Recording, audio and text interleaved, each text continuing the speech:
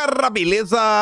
Como é que vocês estão, meus amigos? Hoje é dia de dossiê mais uma vez, mas antes de falarmos sobre o tema, vamos abrir o vídeo de hoje com a matéria chocante que estremeceu com Brasília, que trouxe o desespero para o coração dos petistas do consórcio. Eu estou falando sobre novas revelações da delação do Cid. Aí você pergunta, tá, e o que é que tem de novo? O que é que tem tão importante? Olha só, as notas que saíram até então são vazamentos, disse-me-disse, olha, ouvi falar, fontes nos disseram, e tudo matéria do consórcio.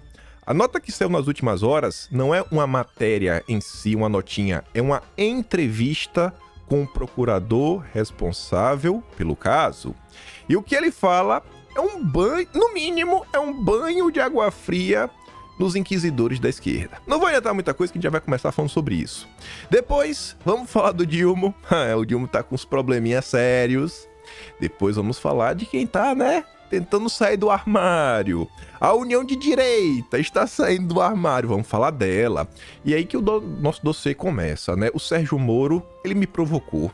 Me fez uma provocação. Então, quem procura acha, Moro? A gente vai ter que comentar algumas coisas. A gente não vai voltar a 1800, 1900, mas a gente vai voltar no mínimo aí 2021, 2022, tem algumas coisinhas, Moro? O teu passado te condena. E a gente vai falar um pouco sobre isso. Vamos falar sobre o evento do MBL, vamos falar sobre os amigos, do MBL, da União de Direita, e tem muita coisa pra gente comentar nos temas seguintes, Tá ali o Moro com o Mamãe Falei, aquela trupe ali muito bacana, muito bonita. E no final, se der tempo, mas acho que não vai dar, tem umas notícias internacionais. Mas vamos começar com esta nota publicada no final da noite de ontem, às 8 horas e 38 minutos, 8h38 na Veja. Uma nota que é da Larissa Marques e também da Larissa Borges e do Hugo Marques. O Hugo Marques eu acho um baita jornalista, já falei algumas vezes, e tá ali, ó. Procurador. O procurador do caso. 2 pontos pra falar dele. Delação é fraca e denúncia contra Bolsonaro não é iminente. Carlos Frederico Santos pediu uma série de diligências para tentar corroborar declarações de ex-ajudante de ordens de o Mauro Cid. Responsável pelos inquéritos que apuram a participação de autoridades e executores dos atos de vandalismo do dia 8 de janeiro, o subprocurador-geral da República, o Carlos Frederico Santos, recebeu nos últimos dias os anexos e depoimentos prestados pelo Mauro Cid, o ex-ajudante de ordens de Jair Bolsonaro, que fechou um acordo de delação. Embora o então braço direito do ex-presidente tenha apresentado informações que, em tese, podem colocar o capitão no centro de uma trama golpista e revelar, entre outras coisas, o funcionamento das milícias, do gabinete do ódio, Santos adota cautela diante das revelações de Cid e diz que, a preço de hoje, a colaboração premiada é fraca, tá? Mas ele disse realmente... O que ele realmente disse? Aqui é aquele parágrafo introdutório, para falar o que vai vir pela aí na entrevista. Então, vamos para ela. Vamos olhar como foi essa entrevista e o que o procurador, tá aí responsável, das investigações do dia 8, respondeu. Lembrando que saiu inclusive uma nota ao longo dos últimos meses, eu não sei em qual vai estar, mas se vocês pesarem no Atlas, vocês vão encontrar lá. Saiu no Metrópolis, eu não lembro bem, eu corrigi alguém escrevendo isso, não lembro qual foi dos 3 que escreveu, que inclusive o Carlos Frederico, ele tá até cotado, para quem sabe ser indicado como PGR. Então é um nome que, assim, se tá no hall das análises, quem sabe pode ser um PGR, eu acho que não dá pra falar que esse cara é bolsonarista. Não vou falar que ele é de esquerda, mas o bolsonarista ele não é. Primeira pergunta. O senhor responsável por analisar a delação de Mauro Cid e ver se há revelações do ex-ajudante de ordens esclarecem os atos de 8 de janeiro. O que achou da declaração? O que você achou, procurador? Ele disse: a delação eu não achei forte. Em nada. A princípio, eu achei que as informações foram fracas. O que ele revelou tem que ser corroborado. Nessa corroboração é que a gente vai saber a dimensão da delação. O que foi falado não tinha essas coisas todas. Tem anexo sobre golpe, joias, negócio lá, tomar, gabinete do ódio, as milícias digitais. O que ele revelou sobre o gabinete do ódio, esses grupos digitais? O procurador responde: numa delação que seja direcionada a determinado tema. A partir do momento que isso ocorre, as investigações se tornam frágeis. As investigações se tornam frágeis. Por quê? Porque expande muito. Eu não quero falar se ela é válida ou não. O que eu quero é aprofundar o que disseram. Aí os jornalistas da Veja perguntam mais uma vez. Nas revelações dele sobre o golpe, o que ele imputa a cada comandante e ao ex-presidente Jair Bolsonaro? E o procurador responde. Bom, um anexo conta a versão dessa história. Se eu conto pra você uma história, abre aspas, estava numa reunião, tratando outra coisa, eu chego pra você e digo, na reunião falaram isso e aquilo. Isso é prova? Isso é prova? Como é que você vai provar alguma coisa? Se os 3 comandantes tivessem... Olha isso aqui. Se os 3 comandantes tivessem concordado, ninguém estaria aqui conversando sobre isso. Tem os atos preparatórios. Ato preparatório não é crime. Gente, olha só. Se a turma realmente tivesse concordado em fazer golpe, que isso, aquilo, outro, teria tido um golpe, né? Eles falam tanto, o cara tá utilizando de uma lógica básica. Pode ter tido até uma conversa, mas ainda que teve essa conversa é crime? Aí continua assim, ó. A reunião dos comandantes, em princípio, é apenas um ato preparatório? Aí ele fala, ó, eu não sei. Se uma pessoa diz que vai tirar a vida da outra, compra uma ferramenta, munição, aí ela diz, não, eu não vou fazer isso. Qual é o crime? Qual é o crime? Se não houver execução, não é crime. Qual é o crime? Aí os petistas ficam nervosos, né? Os petistas nessas horas devem estar se debatendo. É golpe, é golpe. O delator disse que o então comandante da Marinha, o Almir Garnier, teria topado o golpe. Aí o procurador responde, não basta dizer. Não tem nada claro sobre isso. Qualquer conclusão que a gente possa tirar disso, referente ao dia 8, eu posso chegar a pensar e deduzir. Mas não tem provas. Parte dos militares queriam um golpe. Posso deduzir, talvez. Era a maioria? Eu posso deduzir. A maior certeza, não. Porque se fosse maioria, teriam saído da rua? Teriam saído. Se fosse a maioria que quisesse criar uma confusão, etc., eles teriam feito. Mas não fez. Então o que aconteceu? E é assim que a gente vai investigando, vai fazendo perguntas pra gente mesmo, vai respondendo. Eu não posso falar que a Marinha criou o golpe, porque a Marinha não é uma pessoa, nenhum comandante decide sozinho essas coisas. Significa que, na delação em geral, ele só fez relatos sem elementos de corroboração? Aí o procurador responde, eu pedi algumas diligências para ver se corrobora, para ver se aprofunda a investigação, para dizer, olha, isso aqui pode ser verdade. Várias especificamente com relação à coisa vinculada ao dia 8. Aí pode estar exatamente a questão do golpe. Eu não posso chegar e dizer que isso aqui é lixo, porque, de uma forma ou de outra, como as investigações estão correndo, podem surgir elementos que comprovem alguma coisa.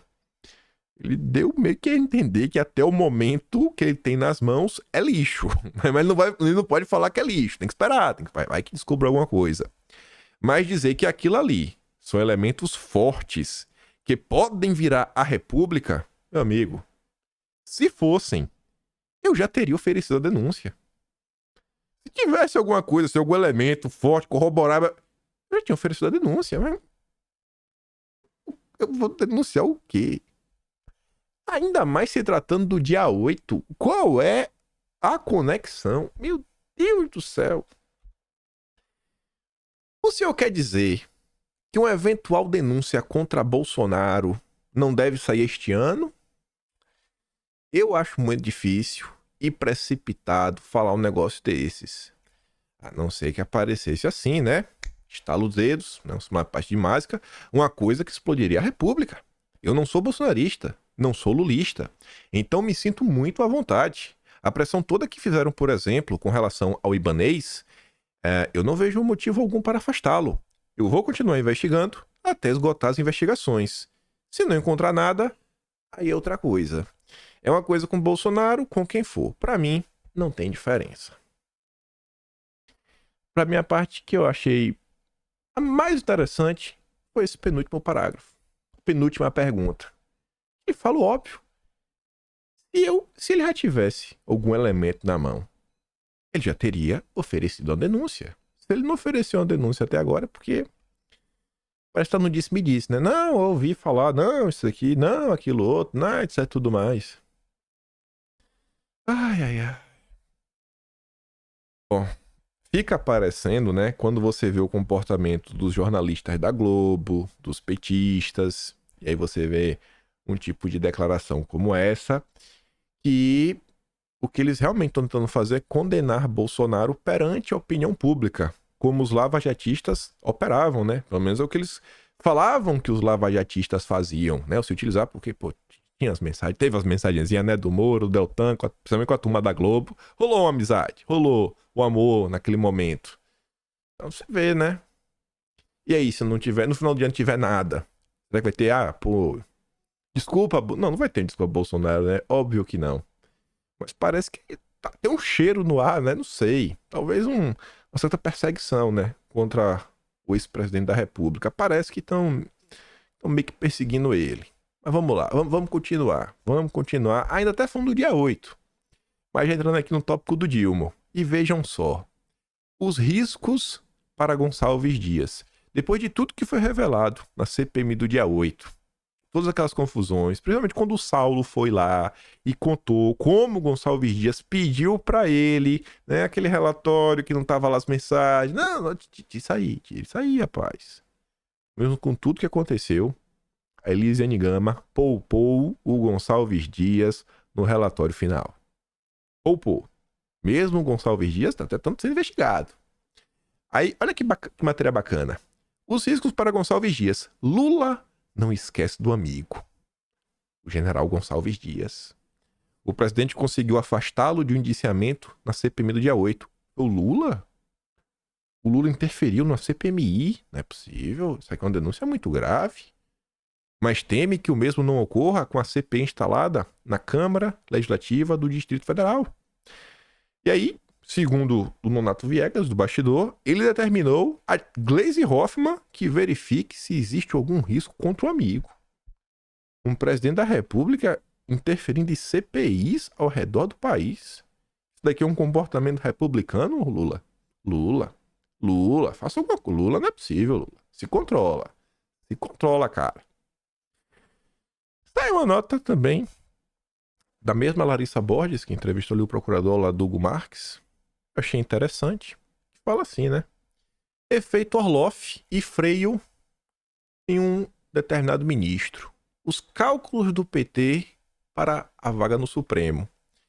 Aí ela conta o seguinte, que longe de estar preocupado, né, com o futuro do capitão, que vai acontecer com... Não, tu não tá preocupado com isso. Não tá. Mas o PT está preocupado com o efeito... O temor é que haja o chamado efeito Orloff. Uma expressão cunhada nos anos 80, a partir de um comercial que tinha um mote: eu sou você amanhã. O PT tá com medo. Ele pode ser o próximo, né, na fila. Muita confusão acontecendo, né? E o que é até engraçado, né? Porque se o PT está preocupado em ser ele amanhã, ele devia estar agindo hoje. Não, né, cruzando os braços e batendo palmas para algum tipo de ação que eles acham que é errado só porque é contra Bolsonaro, então vale tudo. Aliados do presidente dão por certo que mais cedo ou mais tarde a corte, sob a batuta do ministro Alexandre, poderá se virar contra o próprio governo. Será? Mais cedo ou mais... Não sei, né? Mas é no mínimo curioso, né? Ver que o PT tá levando isso daí em consideração na hora de fazer o seu cálculo para uma indicação. E ainda falando sobre indicações, só aqui na manchete, uma pequena reflexão. Demora de Lula em fazer indicação para vaga aberta no Supremo já é, em média, o dobro de seus mandatos anteriores. Gente, olha só. Olha só. O PT não é a direita bolsonarista que surge em 2013, movimento popular, não tem apoio de ninguém, não tem um grupo coeso, né? Todo mundo batendo cabeça. Assim, não tem suporte, não tem uma base. O PT é um partido estruturado de anos e anos e anos, de intelectuais, que dominou as universidades, que dominou. Né, não dominou, não. Mas tem muitos amigos no judiciário, tem um grupo prerrogativas, tem tudo mais. Então, assim, o PT. Sabe quando você vai no restaurante e tem um menu? O PT tem um menu. Não faltam nomes que você indica que, sabe, vão saciar a fome do Lula. Mas até o momento o Lula não conseguiu indicar. Isso mostra, primeiro, uma desconfiança. Com todo o poder que o Lula tem, ele não consegue ver um nome que ele... Ó, eu confio 100% nesse nome. Sempre fica aquela... Ó, é assim, né? Você vê que o Lula não é mais o mesmo de antes. Tem o efeito legislativo. O Lula sabe que depende do nome. Às vezes, né? Pode ser um pouco mais complicado. Às vezes tem que chamar, né? Para governar junto, né? Uma coalizão. Quem sabe aí repartir mais uma autarquia, né? Tipo o que aconteceu na Caixa, que tá todo mundo vendo. Então, você olha para algumas situações, a própria PGR também, vê que o governo não tá no seu melhor momento. Tá batendo cabeça. Estamos no início de novembro. Esse é o estado das coisas em 10 meses de desgoverno. E olha, essa daqui é uma coisa que já se sabia desde sempre. Não é um fato novo que, surgiu agora. Resolva. Não. O Lula já assume sabendo, eu vou poder indicar uma pessoa tal e outra pessoa tal. Simples assim. Ele já sabe disso. E ainda assim, olha a dificuldade que ele vem tendo para indicar um mísero nome. Um mísero nome. Acho que as coisas não estão indo como o PT planejava. A natureza de Lula. Lá vai o Estadão, em mais editorial, reclamando do Lula. Os exagetas de Lula estão tendo trabalho dobrado desde o dia 27, quando o presidente resolveu queimar o Haddad, né? É a história lá do déficit. Lula falou, a gente vai cumprir. E se for menos meio? Se for menos 0,25? É o quê? É nada. É nada, né? Aquela fala maluca dele.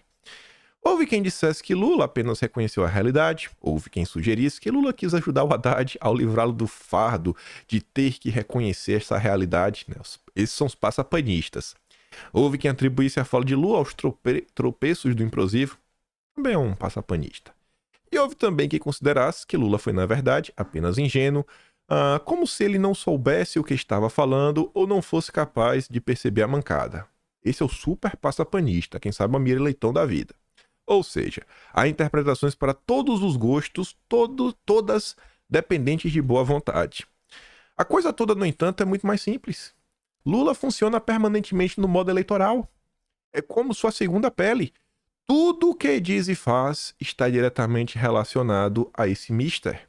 Isso significa que Lula, no momento em que se observa a queda de sua popularidade, perda de confiança de consumidores e empresários e uma notável dificuldade de articulação no Congresso, percebeu que tinha que virar a chave do seu governo. Independente da questão da meta, olha o que o Estadão está cravando. É o que as pessoas estão vendo, mas você pega o IBGE do Marcinho Pokémon e fala, não, o Brasil está crescendo mais do que a Suíça.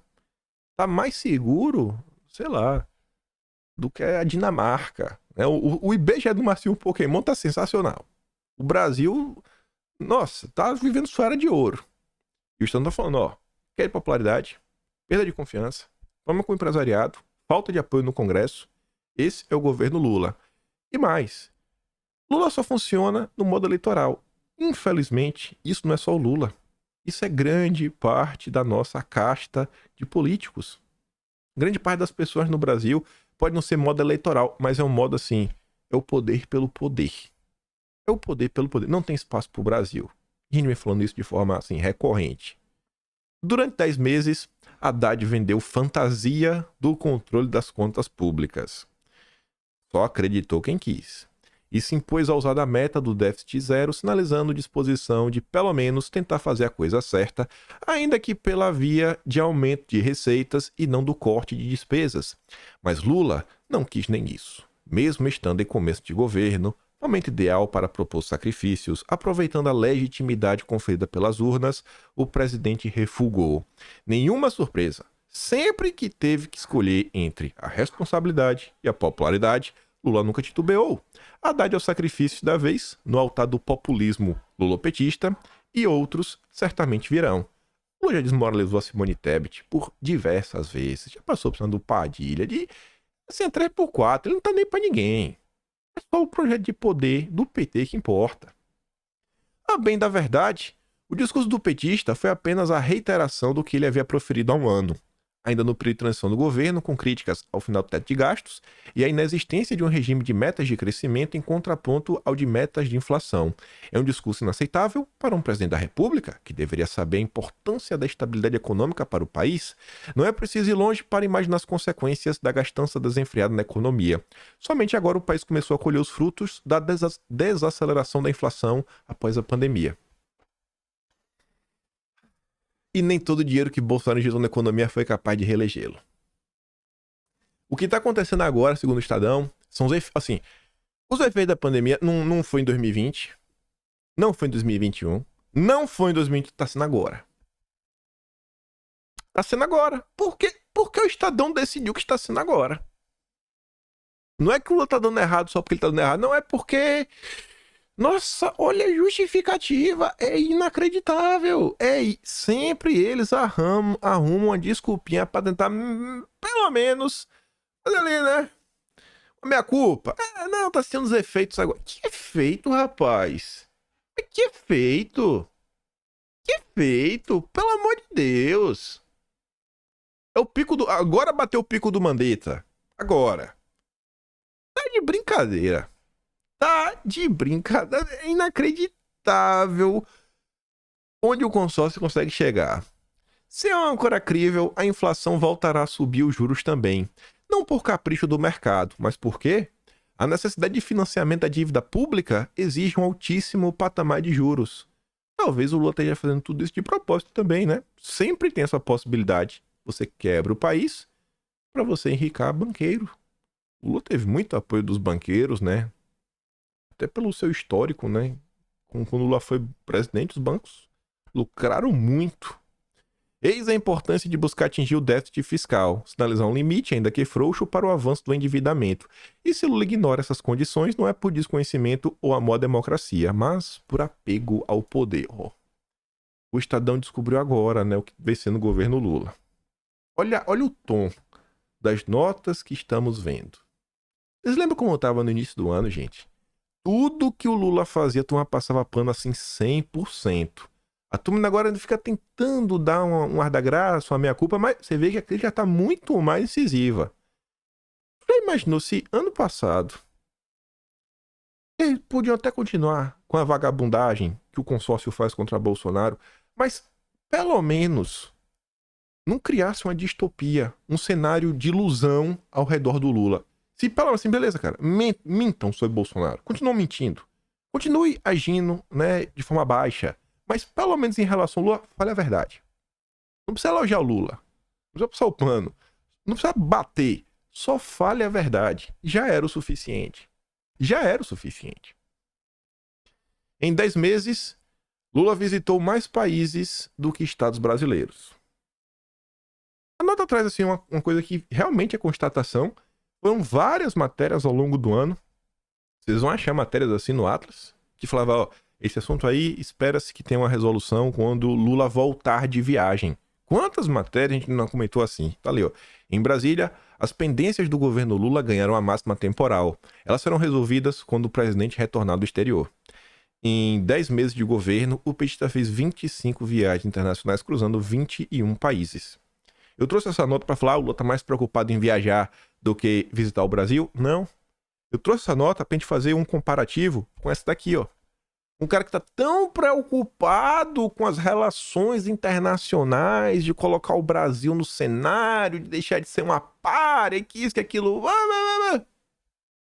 Brasileiros ficam fora da 4ª lista pra deixar Gaza. E aí, Lula? Essa semana o Lula deu uma entrevista falando, eu pego o telefone, porra, quero isso aí, eu resolvo. O cara finge que resolve um conflito, todo mundo bate palma, dá risada, parece que é um circo, Agora, na hora de resgatar os brasileiros, cadê? Já é quarta lista, cadê? Aí diz que tem uma pressão, né? Os países pra, não, tentar tirar os meus primeiro. Aí diz que o Brasil, embora tenha papel de neutralidade, não tem todo esse poder de pressão. Cadê, rapaz? Mas será que existe algum tipo de preocupação? Será que existe? Você vê, ó. Olha como. Veja como tá a situação lá. Não tem, todo mundo perguntando, né? Será que vão deixar os brasileiros sair de lá? Será que o governo tá trabalhando pra isso? Ao mesmo tempo, Manaus segue tomada por fumaça. Não é a primeira vez que isso acontece, né? A gente tá comentando. A Rede Globo segue abafando. Segue tratando, né? Ó, a maciota. Por muito menos. Vocês devem lembrar o que aconteceu em 2019. O primeiro ano de governo do Bolsonaro. Ali foi muito absurdo. Até imagem fake de queimada foi publicado pela Madonna na época. Foi um negócio assim, desproporcional. Vocês devem lembrar de 2019. Aqui é o governo Lula, ó. Todo mundo caladinho. Todo mundo caladinho. É, Lula. Ó, isso aqui é uma jaca, viu? Amanhã vai ter nem. Se tivesse daqui é uma jaca, viu?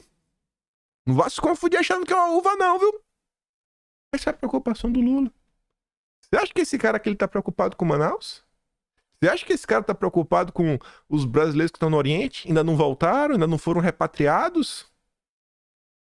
Foi esse cara que deu apoio do Estadão. Foi esse cara que segue com apoio incondicional da Rede Globo. Tratando o brasileiro com... Gente, olha, é inacreditável. Eu não vou nem dar play no áudio. Eu não vou dar play nesse vídeo. Achar que um brasileiro não sabe o que é uma jaca, rapaz, ou achar que isso é conteúdo que pode vir a cair no Enem, é o que é uma questão, né? Ache a jaca e marque um X. É isso que o Lula acha que cai no Enem? Aí tem uma foto de uma banana, uma maçã, uma uva, aí tem uma jaca. Aí desce aqui, ó. O Lula me mostrou. É inacreditável, gente. E a Rede Globo, principalmente a Rede Globo, segue em total silêncio. E é um silêncio passapanista. Porque temos problemas sérios. Olha o que está acontecendo no norte do país. Tem outra situação que eu não tô vendo nem, assim, outros veículos de imprensa comentar, que é o que está acontecendo em Apitereua. Não dá nem pra mostrar as imagens pra vocês aqui. As imagens são chocantes. Dê uma olhada nas redes sociais. Eu tô sempre recebendo algum material. Conheço algumas pessoas que moram na região norte. O governo decidiu uma coisa lá, a FUNAI também, etc. Estão botando... Você vê as pessoas pra fora, né? Os malvadões. Quando você vê os malvadões, não é elite, não é dono de fazenda. É brasileiro comum. Tu olha pro cara e fala, nossa, esse cara aqui tem a cara de pobre, se veste como pobre, anda como pobre e tá sendo expulso da sua terra. Como um bandido criminoso. E tá ali, ó. Shortinho, chapeuzinho de playboy, óculos de playboy. Essa casca é jaca dura. E não quer resolver nada. E até voltar aqui, ó. SOS Amazônia, Manaus, amanheceu assim hoje. Cadê o Alok cobrando a Marina Silva? Cadê o Alok falando do Lula? Não fala, né? Não fala. Ninguém se preocupa com o Brasil. Ninguém tá nem aí pro Brasil, pro seu povo. Nada. Nada. Mas vamos lá. Ele vai continuar falando dessa galera que não tá nem aí pro Brasil. Começando aqui o nosso pequeno dossiê. Essa pequena provocação que o Sérgio Moro me fez. Eu tomei como pessoal, Moro. Eu tomei e aí você sabe como são as coisas, né? Mas vamos lá. A Eliane Cantanhede, conhecida por passar pano pro Lula, falou assim, ó. A GLO de Lula no Rio é pra valer? Ou mera satisfação para o público? Ela lança uma pergunta. E ela vai responder essa pergunta ao longo da matéria. Olha a conclusão. A expectativa para esse novo pacote contra a violência no Rio não é lá essas coisas. E a avaliação é que não passa de uma satisfação para o digníssimo público. Leia-se a opinião pública. Mas... Aí tem um mais, né? Mas... Gente, o governo Lula não tinha opção. Por que vocês estão reclamando, Lula? O governo Lula não tinha opção. Cruzar os braços? Fingir que não tem nada acontecendo? Agora, olha a preocupação da Eliane Cantanhede. É cuidar para não trazer a responsabilidade e a solução do caos para Brasília. muitíssimo menos para dentro do Planalto. Quando teve a GLO, no dia em que eu falei em vídeo, eu falei, eu quero ver agora, porque Lula colocou a digital dele. Não tem mais como dissociar o que está acontecendo no Rio ao governo federal. O Lula entrou em campo. Se não resolver, vai ser uma falha do governo federal. Porque é o que está acontecendo. Foi uma decisão do governo. Olha a preocupação da Catarina. Não vai enfiar o Lula nisso não, viu? O Lula não tem culpa nenhuma. Não pode deixar respingar. Já tá passando pano. Meu Deus do céu. E ela relembra, ó. Segurança pública é atribuição dos estados. O atual governador Cláudio Castro não pariu o Matheus, mas ele que o embale. Calma, Eliane. O Lula entrou de cabeça. Se não fosse ele, não tinha GLO. O que acontecer relacionado a portos e aeroportos é culpa do Lula. Porque ele entrou de cabeça.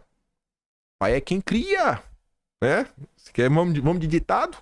Pai é quem cria. Também tem esse. Então, né?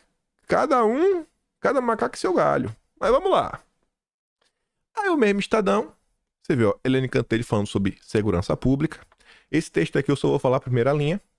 É um editorial que foi publicado também nas últimas horas. A urgência de uma nova segurança pública. Veja como nos últimos meses a segurança pública vem tomando, né, uma proporção. O que mostra, né, que o clima no país vem mudando, a percepção. Olham para o governo federal, acho que a turma não se sente uma amedrontada, né? Olha lá, o governo aí, a gente pode aprontar. Podemos aprontar. Aí, o Estadão fala assim, ó. Goste ou não, o Lula, do tema a segurança pública é uma prioridade nacional. E eu venho comentando isso, né? A gente vem falando sobre isso, ó. Pô, temos que fazer segurança pública. É uma bandeira da direita. É um problema que tá tomando o país. Até as pesquisas mostram isso. É uma bandeira histórica da direita. Mas histórica. Não tem por que não abordar esse tema, não tem por que não ser propositivo nesta área.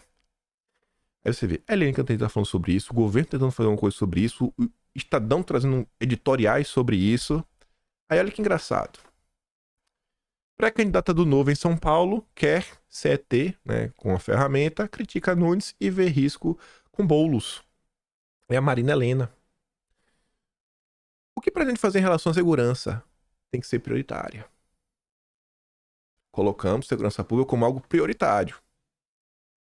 Uma candidata para disputar a prefeitura da maior cidade do país, em termos de população e PIB, economia, tem importância política. Olha a preocupação. Prioritária. Segurança pública. Ou seja, eleitoralmente falando, segurança pública está na boca de todo mundo. Aí veja. Congresso do MBL. O Congresso do MBL tem Kataguiri em campanha e promessa de bandido bom é daquele jeito. Pronto. Se até o MBL, que não tá nem aí, né? O MBL tá nem pra nada. Tá nem pra nada. Chico Linguiça tá preocupado em curtir umas férias na Montanha Tatra. Só. Né? Ele gosta de umas europeias, né, Chico Linguiça? Até o MBL já tá com esse discurso de segurança pública. É ou não é algo que, ó, tem que prestar atenção? Nos últimos dias até o Caiado apareceu, né? Ó, estou preocupado com segurança pública. O que o desembargador falou sobre a PM é inaceitável. Veja como segurança pública tende a ser um dos assuntos-chave das eleições de 2024. Um tema que a direita nada de braçada. Até quem não gosta de Bolsonaro sabe da opinião dele em torno deste tema. Aí tá ali. Kataguiri fez um discurso linha dura sobre segurança pública. Fez a promessa que, se for eleito, vai dar aval para tirar a vida dos criminosos. O bandido, ou ele muda de cidade, ou ele muda de profissão, porque aqui em São Paulo não vai dar para ficar. É o brabo. Confia no Kataguiri, confia. É o brabo. Vai dar um bote, né? É inacreditável, velho. Oh, meu Deus. Se eu tivesse metade dessa cara de pau, viu? Ai, Deus que me livre. Mas vamos lá.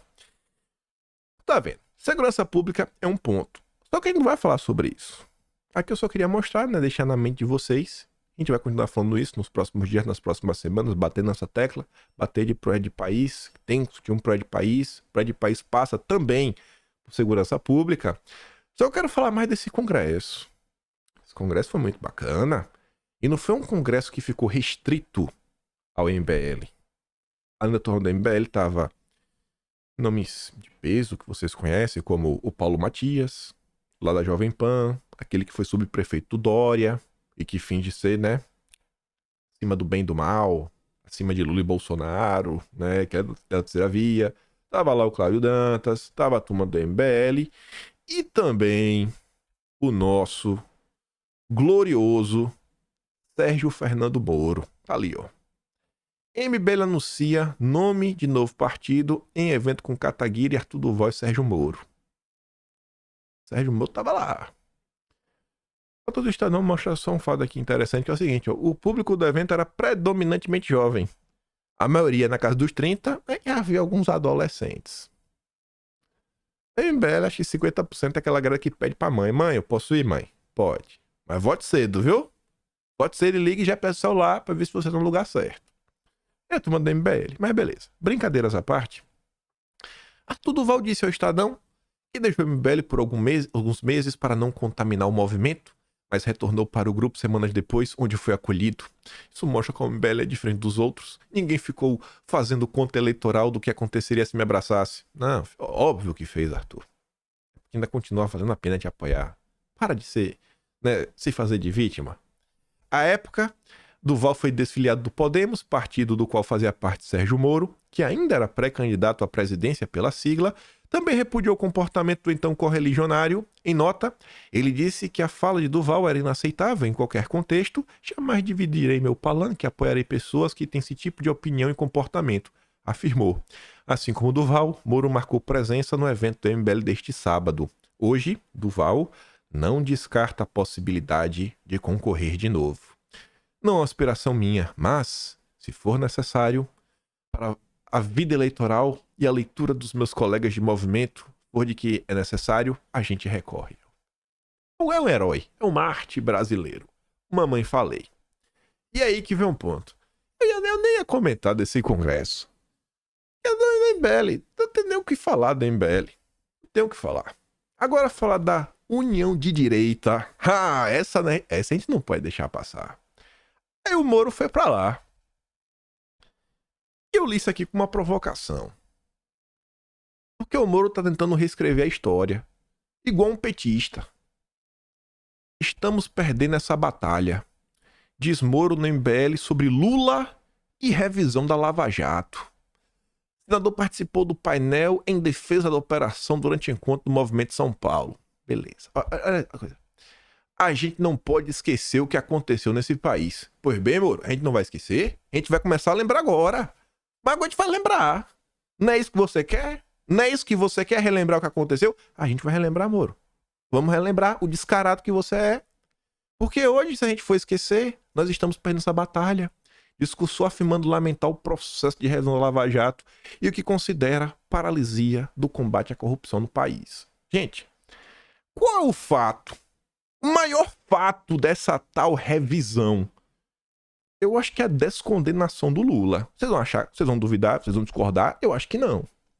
Vocês lembram do fato mais importante da revisão da Lava Jato? O mais importante de todos. O descondenado. Vocês lembram disso? Pois eu lembro. Tem que lembrar, né, Moro? Porque agora a União de Direita tá vindo aí. Tá vindo aí. Vamos começar relembrando por isso? Após ataques de bolsonaristas por decisão de Lula, Moro defende o Fachin.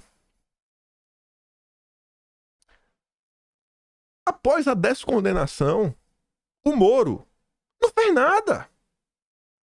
O Moro saiu, foi em defesa da decisão.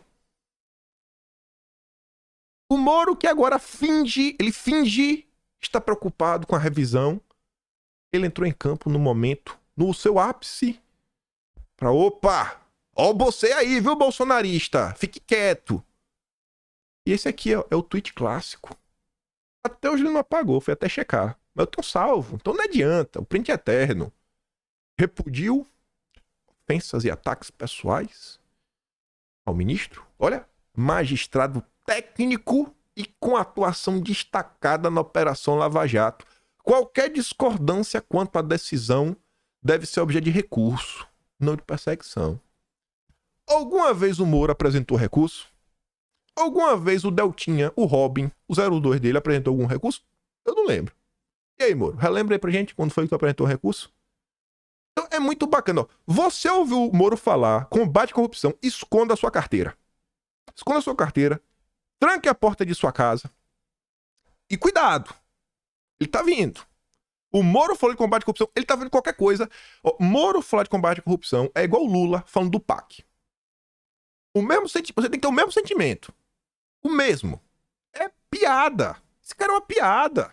Esse cara saiu do governo, vai trabalhar pro Valfrido Vardi. Foi o primeiro emprego dele. Fazendo lá, né? O parecer pro Benjamin Stamets. Lembra, Moro? Publicado na imprensa. Você sabe quanto é que o Moro ganhou? Quase 1 milhão. Pra 3 pedaços de papel, 3 parecer. Publicado no Globo. Mas a turma esquece.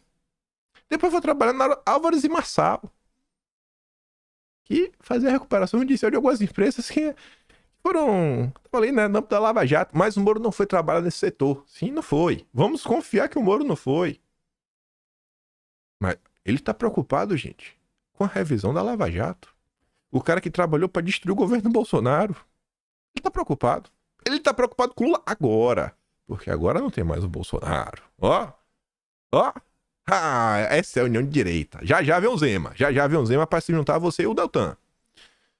Sérgio Moro disse que o apoio do MBL é mais importante do que de partidos. Isso é bom trazer. Para relembrar que eles sempre estiveram juntos. Essas pessoas são iguais. Ele não tem nenhuma preocupação com o Brasil. Do mesmo jeito que Moro foi defender a decisão da descondenação, em 2021... no dia 12 de setembro, teve a famigerada manifestação de rua do MBL com o PCdoB, Orlando Silva, com a Força Sindical, com o Partido Novo, a união da terceira via da Frente Ampla. Moro tentou ser a Simone Tebet. É porque o Lula não aceita. Mas se o Lula abrisse o coração, o Moro perdoava. Era ministro da Justiça no lugar de Flávio Dino.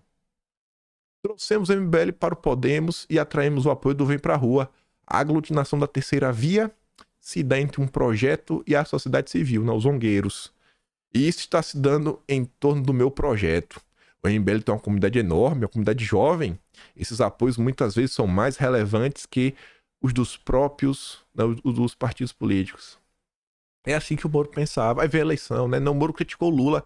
Assim, a direita no Brasil tem que começar a entender o seguinte. Criticar o Lula, gente, é muito fácil.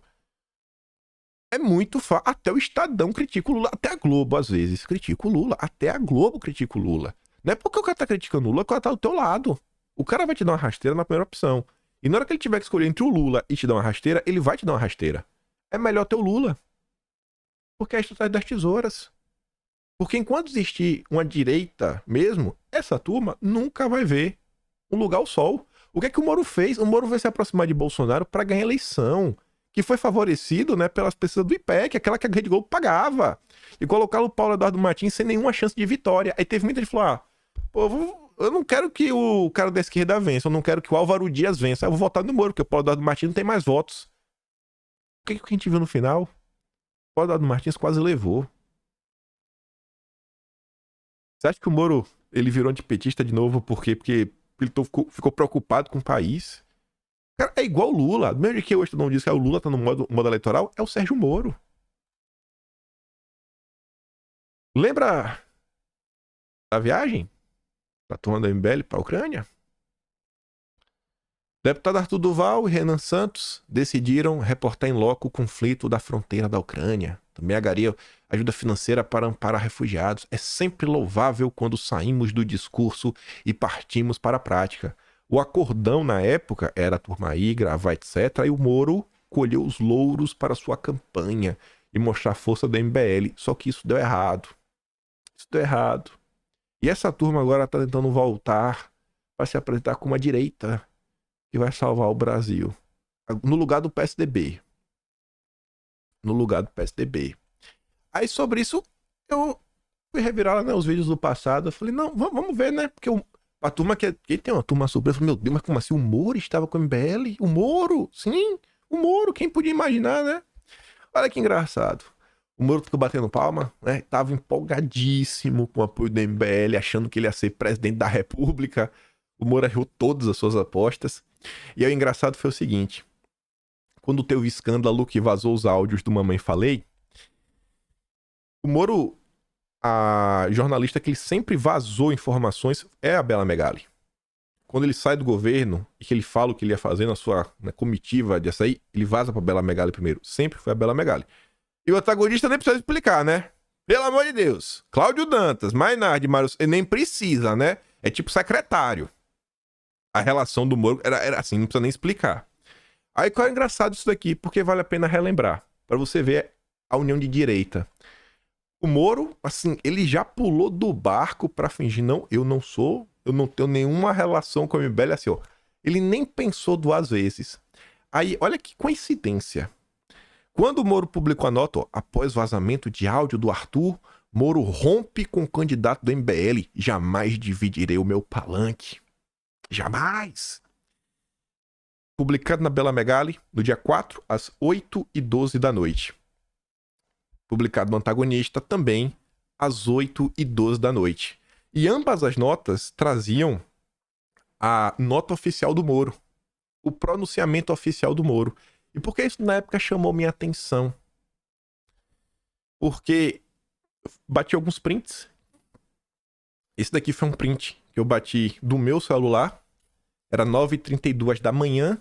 Brisbane tá 13 horas à frente. Logo, 9h32 da manhã é 8h32 da noite. Esse print tinha 14 minutos no ar. Então, 8h32 menos 14, mais ou menos 8h18. O horário que o Moro publicou a nota oficial. Então, peraí. Como é que o Moro publicou a nota oficial às 8h18, mas a Bela Megali e o Cláudio Dantas já tinham a 8h12? 6 minutos antes. Eles voltaram no tempo? Pegaram um DeLorean de Volta para o Futuro, eles voltaram no tempo? Opa, então quer dizer que o Moro mandou em primeira mão a notinha dele pro Globo e pro Cláudio Dantas. Ó, publica aí. Ainda combinaram de postar no mesmo horário? Essa é a união da direita. Essa é a união de direita. E o Dantas estava lá no Congresso do MBL.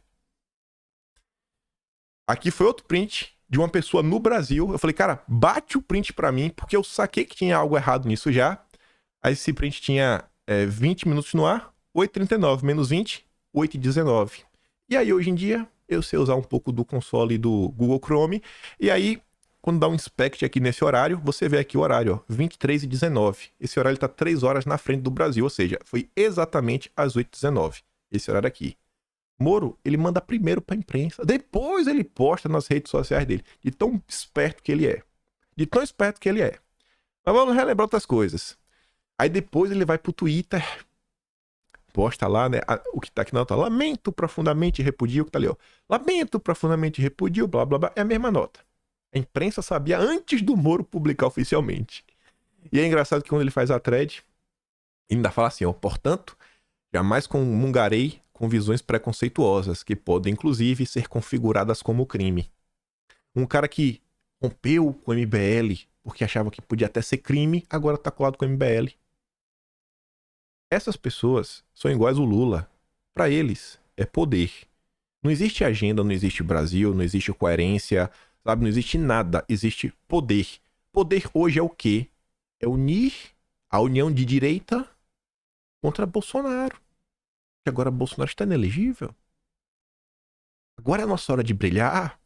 Tiramos Bolsonaro. O Nando Moura, inclusive, ele revela isso no debate com o Cogos. Eu dei play nesse áudio deve ter uns 2, 3 dias atrás. E essa turma agora tá toda junta. Depois de tudo que eles fizeram, se o Brasil está do jeito que tá, o que seria do Brasil sem a CPMI das fake news? O que seria da CPMI das fake news se não fosse o MBL? O que seria dos atos do dia 26 de maio se não fosse o MBL, se não fosse o Danilo Gentili, se não fosse o caso do Pica Sonsa, que até foi registrado na internet, graças a Deus, escreveram um texto sobre isso, muito útil. Na época até o Emílio Surita fez uma piada, né, Gentili? Aí, na época, a postagem da época, né? Pensa num tweet que envelheceu mal e rápido. Ali o Moura. XP e PESP deveria repetir a pesquisa para o governo de São Paulo, já que omitiu na consulta o nome do Arthur Duval para governador, justamente o nosso candidato. Foi 15 dias antes dos áudios vazados. Aí era que o print também que o pessoal bateu na época, a quantidade de postagem o antagonista fazia pra paparicar o Moro. Todas do Mamateiro Mainardi. MBL com Moro. Os 15% de Moro na sede do MBL. A terceira via vai ser encarada como a causa. Diz Chico Linguiça do MBL. Fechado com Sérgio Moro, MBL ajuda a subir hashtag. Moro diz que apoio do MBL vem pra rua podem ser mais relevantes do que os partidos. O efeito MBL. E aí tem que nada. Nada, né, Moro? Nada. O MBL tá falando que o Moro era traidor depois. Agora tá todo mundo junto. Por quê? Porque vale a pena. Porque é poder. Não existe coerente, não existe... Não existe nada. Aí na época também, essa turma que se uniu agora, né?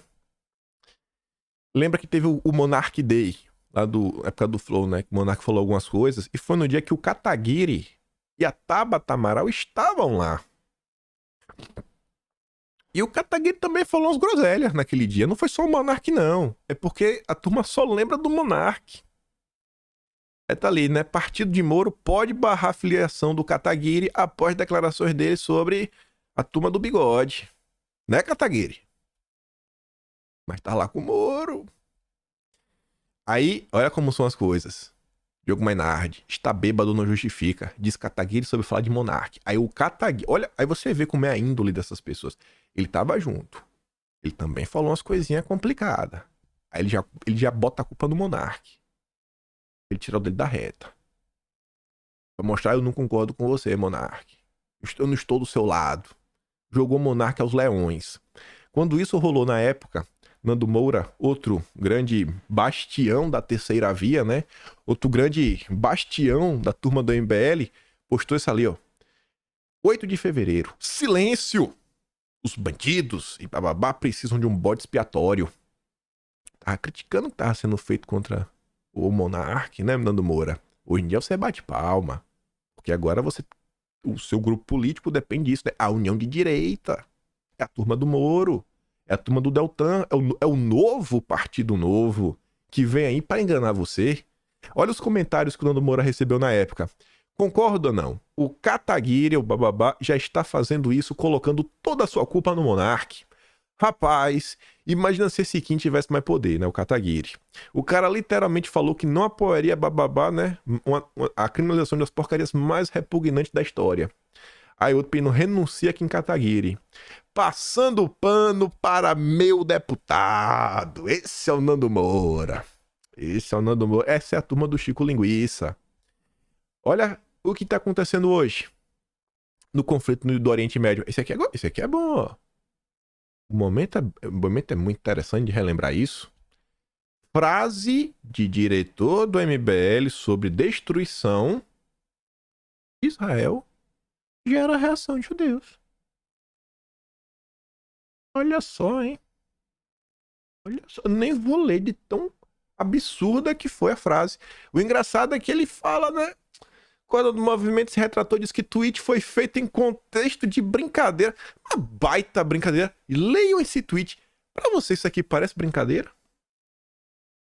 Você tá vendo algum tipo de piada aqui? Você consegue dar risada de alguma coisa? Você consegue sentir um nível de ironia nisso daqui? Pra mim ele tá falando muito sério, viu? Mas quem sou eu pra julgar, né? Se ele falou que é ironia, é ironia. Se ele falou que é brincadeira, é brincadeira. Olha o que tá acontecendo no mundo hoje, lá no Oriente. Essa é a turma do Moro. Essa é a união de direita. Já vem o Zema. Já. Quem tem que se unir, gente, pra derrotar o Lula? A turma que desapareceu nos últimos anos. Desapareceu. Agora quer se unir. Cadê o Moro? No ápice da revisão da Lava Jato, onde estava o Sérgio Moro? Mas tem outras coisas também que aconteceram recentemente que é bom a gente colocar no contexto. Essa semana teve um debate do Cogos com o Brigadeiro, que também é da turma do Chico Linguiça, né? Essa foto aí foi do Congresso do ano passado. Eu acho que o Brigadeiro tava no Congresso desse ano. Se não tava, já teve em outros. Mas enfim, algumas pessoas se questionaram sobre algumas coisas, né? Começaram a perceber, será que foi isso que aconteceu? Você vê esse perfil falando o seguinte, né? Gordão crânio. Será que o debate com Cogos foi só para tentar mostrar a nova direita? E viu que deu ruim, aí invocou o Nando Moura para surtar igual, né? Vilela foi o pior mediador de todos. O cara sem moral e ainda fica passando pano pro MBL. Quem assistiu o debate viu, né? O Vilela realmente falta com respeito. Você chama uma pessoa para no seu programa e você deixa a pessoa ser ofendida. Assim, não era que tava 2 contra 1, era 3 contra 1. A única preocupação do Vilela parecia ser ganhar um superchat. Aí, olha que engraçado, né? Foi esse debate aqui. Debate do século. Nossa senhora. Eu nem assisti todo e... Eu já nem assisti, eu fui ver só pra tentar encontrar uns recortes que eu queria ver se eu falei, não, eu não acredito que Nando Moura falou que o Olavo de Carvalho nunca falou, ela nunca escreveu sobre Folha de São Paulo. Ele fala isso. Eu falei, meu Deus do céu, velho. Tá cada dia mais parecido com Chico Linguiça. Aí, dá uma olhada. Esse é o Rogério Vilela. Ele apagou, mas o print é eterno. Um perfil chamado Rafael Cavalcante, Marco Vilela, e diz, Vilela deixou um convidado ser desrespeitado ao vivo por uma pessoa que sequer estava cotada para participar do debate. O Nando Moura, ele não foi convidado. O Nando Moura apareceu lá do nada. E realmente, assim, era... Quando tava o Cogos e o Brigadeiro, eles estavam conversando lá de boa, tinha uma tirada, uma sacada, mas tinha ainda um respeito. O Nando Moura, ele passou por... Ele não tinha mais respeito. Era só xingamento, ofensa pessoal. Ofensa, assim, do nível mais baixo possível. E o Vilela... Nem aí. Ele diz, Vilela, o seu comportamento hoje, ajudando a chincalhar seu próprio convidado, mostra que você é igual à turma que você anda. Covarde. O Vilela falou, vai tomar no olho. Pip. O cara fala, vai você, seu comédia. Seja profissional. Só falou isso. Aí ele apagou. Mas o pessoal pegou o print, né? Tá ali, Vilela apagou, mas o print é eterno. Aí, um perfil chamado Aisha, ela compartilha, marca o Vilela e fala covarde. Esse print aqui eu não tenho. Eu acho que o Vilela só falou gado. Mas ele apagou. Poxa, aqui é do Vilela. Aí tá aqui, O gado sentiu. Aí a Aisha bota assim, olha ele te observando. Aí o Vilela vai responder a isso. Isso aqui foi agora, dia 3. Eu tô ali, um burrinho olhando por cima da cerca, né? Falando que é o Vilela. Eu boto aqui, só pra ver a continuação da postagem, porque o Vilela também apagou. Olha como ele responde uma mulher. Para de elogiar o meu, né? Meu pirulito, sou casado. Uma forma de responder. Essa é a turma, essa é a união de direita, gente. Essa é a união de direita. A gente tem que se unir pra tirar o PT. É a mesma coisa, não muda nada. Mas não muda a mesma porcaria.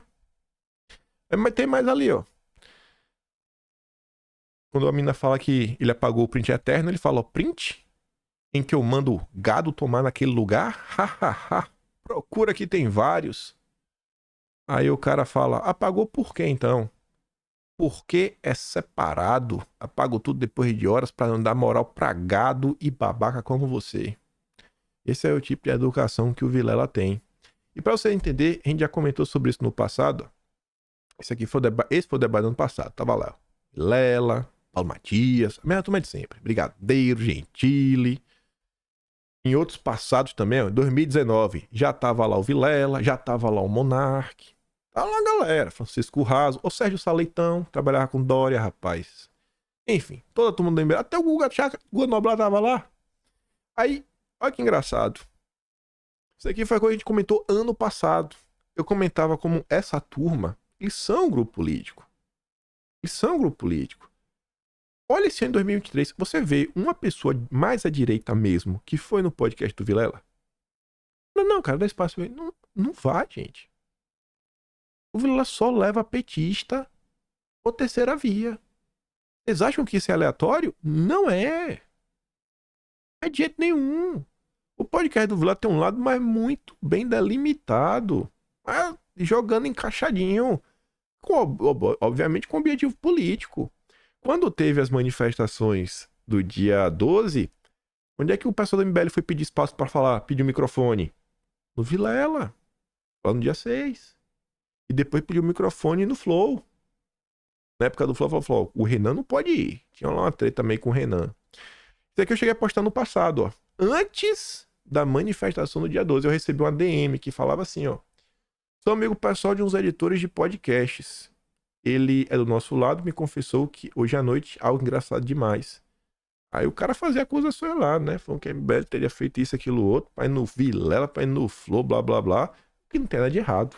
Mas só mostra que você vê, cara, tem esse movimento dos podcasts. E os caras vão se aproximando, né? Vão trazendo um, vão trazendo outro. Tem professor Rock. Essa é a turma da União da Direita. Ainda tem galera que vem com papo. Olha o que aconteceu no passado. Vi o Negão, ó. Convidei Sérgio Moro pra ir no meu canal e quem cuida de sua agenda informou que ele está com a agenda cheia até a eleição. Agora fico sabendo que teve vaga para o Vilela e o Nando Moura. Minha dúvida. Jogo? Olha, ele pergunta, né? Ele fala... Ele usa a carta do vitimismo, tirando onda, né? E sei lá. Ou porque eu sou pobre, ele fala umas besteiras. Mas o Alessandro, ano passado, eu tenho certeza que o canal dele tinha mais de 600 mil inscritos. Não era um canal pequeno. Mas o Moro não quis ir lá, mas o Moro tava lá no Vilela. Por quê? Porque a pergunta é combinada, não vai ter, né?